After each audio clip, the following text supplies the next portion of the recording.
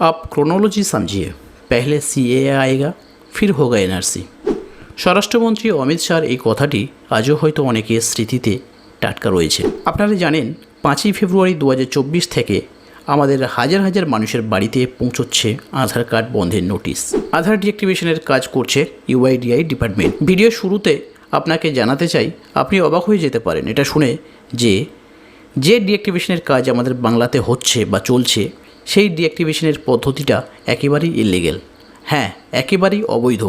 মানে যে ডিঅ্যাক্টিভেশনের কাজ, যে নোটিশটা পাঠানো হচ্ছে, সেটা কিন্তু নিয়ম মেনে নয়। আমি আপনাদেরকে প্রুফ দেব। পাশাপাশি আপনারা হয়তো গতকাল শুনেছেন একজন উচ্চপদস্থ রাজনৈতিক নেতা তিনি দাবি করেছেন যাদের আধার কার্ড বন্ধ হয়ে গিয়েছে আগামী 6 ঘন্টার মধ্যে ঠিক হয়ে যাবে, এমনটাই গতকাল আশ্বাস দিয়েছেন তিনি। যদিও সেটা কিন্তু এখনও হয়নি। যদি সেটা হতো, সেটা কিন্তু ইলিগ্যালভাবেই হতো, আইনের বিরুদ্ধে গিয়ে এই ডিসিশন নেওয়া হতো। দুটো বিষয়ের কথা আমি ভিডিও শুরুতে উত্থাপন করলাম। এই দুটো বিষয়ের পিছনে কি কোনো রাজনৈতিক অভিসন্ধি কাজ করছে? অবশ্যই ফিরবো এই বিষয়ে। তবে তার আগে জানিয়ে দেই, গতকাল রাজ্যের মুখ্যমন্ত্রী আধার ডিঅ্যাক্টিভেশন সংক্রান্ত বিষয় নিয়ে সাংবাদিক সম্মেলন করেছেন, যেখানে তিনি আশ্বাস দিয়েছেন যেহেতু হাজার হাজার সংখ্যা সেই মতুয়া সম্প্রদায় থেকে শুরু করে সংখ্যালঘু সম্প্রদায় অথবা ST/SC বিভিন্ন পরিবারের অজস্র মানুষ কিন্তু এই আধার ডিঅ্যাক্টিভেশনের নোটিশ পেয়েছেন, এবং খুব স্বাভাবিকভাবেই তাদের মধ্যে একটা বড় অংশ কিন্তু রাজ্যের যে বিভিন্ন ভাতা, সেই ভাতা পাওয়া থেকে বঞ্চিত হবেন। কারণ আধার ডিঅ্যাক্টিভেশন হওয়া মানেই তাদের ব্যাংক অ্যাকাউন্টকে অকেজ করে দেওয়া। তাই রাজ্যের মুখ্যমন্ত্রী জানিয়েছেন আজকে অর্থাৎ মঙ্গলবার একটা নতুন পোর্টাল তৈরি করা হচ্ছে, Aadhaar grievance portal, government of West Bengal, যেখানে সবাইকে অর্থাৎ যাদের আধার কার্ড বন্ধ হয়ে গিয়েছে তাদের নাম নথিভুক্ত করতে বলা হচ্ছে, এবং একটা ক্যাম্পের মাধ্যমে সরকারি প্রকল্পের টাকাগুলো সেই লক্ষ্মীর ভাণ্ডারের টাকা থেকে শুরু করে বিভিন্ন সরকারি প্রকল্প যেখান থেকে ফাইন্যান্সিয়াল অ্যাসিস্ট্যান্স প্রোভাইড করা হয় তা প্রত্যেকটা সরবরাহ করা হবে। এবং তিনি নিশ্চিত করেছেন কোনোভাবেই এই রাজ্যে এনআরসি ও ডিটেনশন ক্যাম্প হতে দেবেন না। এবার আমরা ফিরব মূল আলোচনাতে।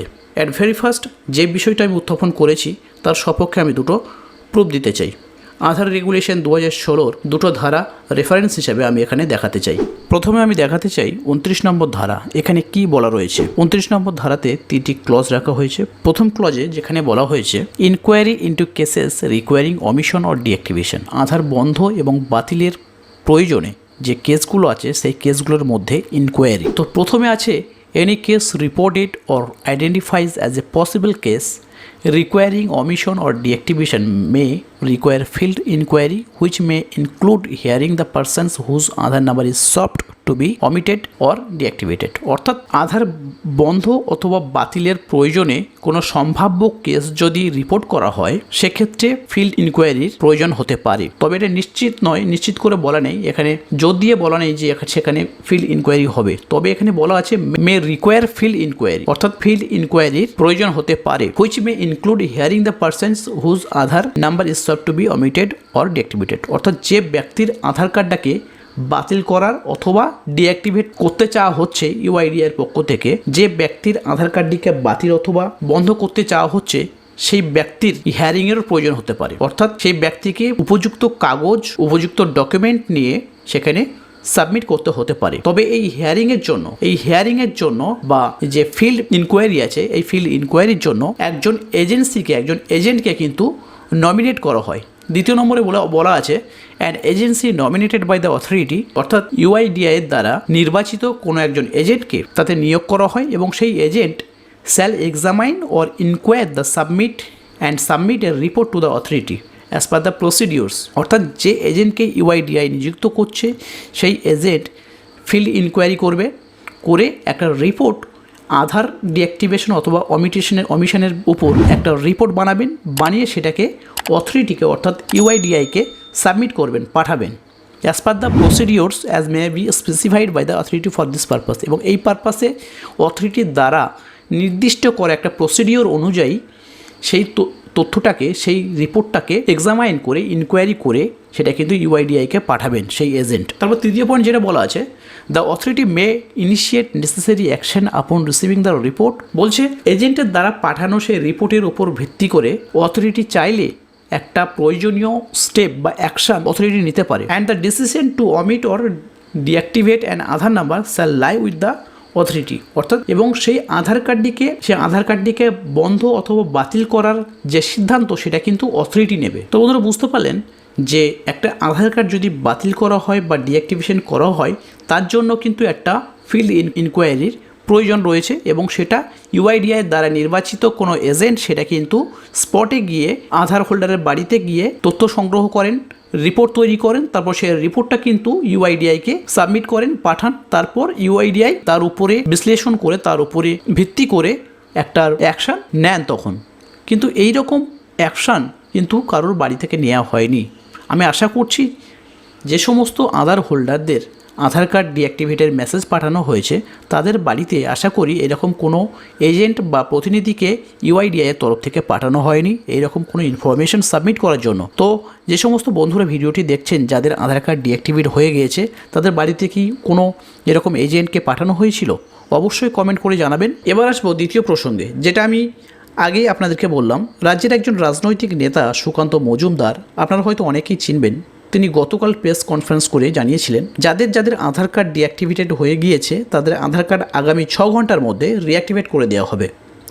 যদিও এমনটা এখনও হয়নি, কারো আধার কার্ড এখনও চালু হয়নি।